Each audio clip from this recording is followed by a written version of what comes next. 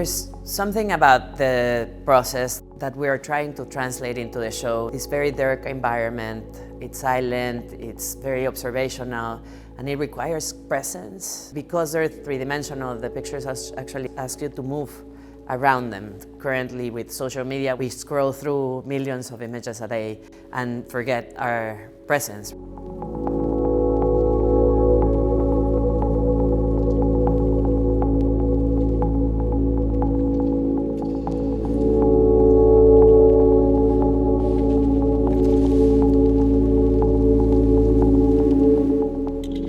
Hello, I'm Fabiola Menchelli. I am an experimental artist from Mexico City, and I am the 2024-25 Mary Lucille Dauray Artist-in-Residence at the Norton Museum. Today we're standing in the Southland Gallery, and the name of the exhibition is Certain Silence.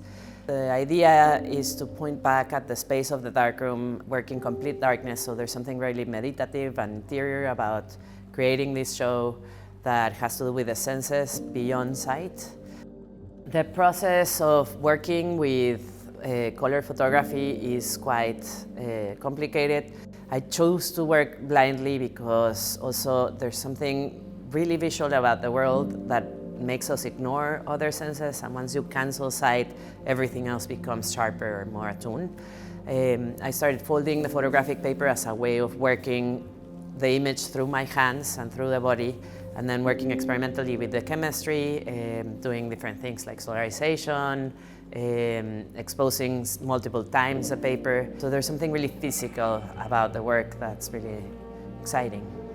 I work with different color filters that instead of using a negative, I use a filter to color light, and then I fold the paper, I expose the image to one color, and then either shift the paper or fold the other way and expose it to a different color. There's something about mixing light and gradients of color in each picture that creates the ambience of the space inside. There's something really interesting with color theory in photography. We use light colors, so everything's opposite in the darkroom. To make the pictures that have magenta, I actually use a green filter. So the light passes through the green filter and then exposes the paper, which actually receives its opposite. And then once developed, it becomes magenta. This opposition happens in photography all the time, in positive-negative space, in color, in chemistry, in thinking about the shadows and the light. So everything that didn't touch the light is actually white in the picture.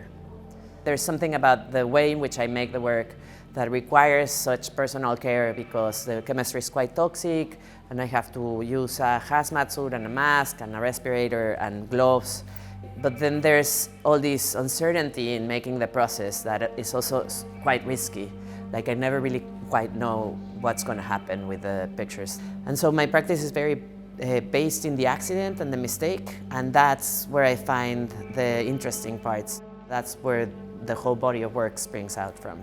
The accident's really important in my practice, and there's all these little moments of bodily contact. There's little fingers hiding behind the pictures or hands.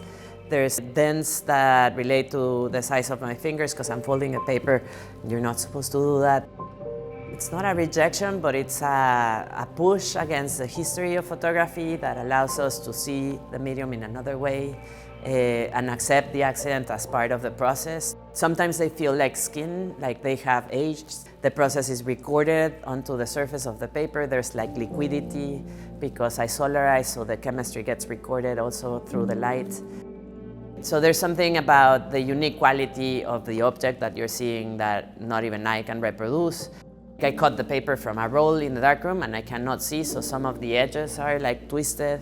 I keep that twisted space because it's part of the process and allows us to think of photography beyond the frame, like beyond these four corners. Light actually is bigger than four corners.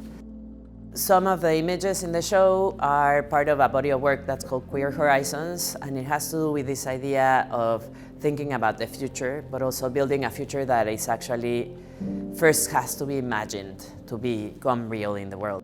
So in ways in which we can construct that to be a better world for all of us, but also it's a horizon that's not steady, it's not straight. It's also kind of wounded.